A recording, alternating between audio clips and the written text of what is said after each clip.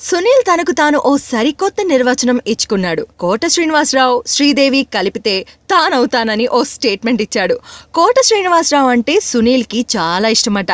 ఆయన్ని చూసి విలన్ అవుదామని ఈ ఇండస్ట్రీలోకి అడుగుపెట్టాడట. శ్రీదేవి ఇన్నోసెంట్ లుక్ భలే బాగుంటుందని, ఏ పాత్ర చేసినా సరే ఆ ఇన్నోసెంట్ ఫేస్ తో పడేసేదని, తన ఫేస్ లో ఉన్న ఆ అమాయకత్వం పలుకుతుందని చెప్పుకొచ్చాడు సునీల్. విలన్ గా తనకు ఇతర భాషల నుంచి అవకాశాలు వస్తున్నాయని, అక్కడ త్వరలోనే ఓ సినిమా చేయబోతున్నానని చెప్పాడు. తెలుగులో విలన్ గా నటిస్తానంటే ఎవరూ నమ్మరు. అందుకే తొలి ప్రయత్నంగా మరో భాషలో విలన్ గా కనిపిస్తా. అప్పుడు ఆ పాత్రలకు నేను సరిపోతానని అర్థమవుతుంది. మరో భాషలో నిరూపించుకున్న తర్వాతే తెలుగులో విలన్ గా కనిపిస్తాను అంటున్నాడు. ఆ మరో భాష ఏమిటో అప్పుడే చెప్పడట. నటనలో మీకు స్ఫూర్తి ఎవరు అంటే చిరు, కమల్ హాసన్ల పేర్లు చెప్పుకొచ్చాడు సునీల్. చిరంజీవి గారంటే చాలా ఇష్టం. ఆయన్ని చూసే ఇండస్ట్రీలోకి వచ్చా. ఆయన డాన్స్లు, ఫైట్స్ కి వీరాభిమానిని.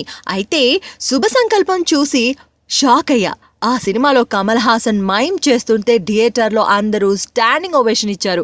ఇలాంటి చోట కూడా క్లాప్స్ కొడతారా అనిపించింది. నటుడు అన్నాక నటించాలి, ఆ తర్వాతే మిగిలినవి అని ఆ రోజు తెలిసిందట. అది నిజమే కదా. డాన్స్లు, ఫైట్లు సినిమా మొత్తం మీద అరగంట కనిపిస్తాయేమో, మిగిలిన 2 గంటలు నటించాలి కదా అంటూ లాజిక్ తీశాడు సునీల్.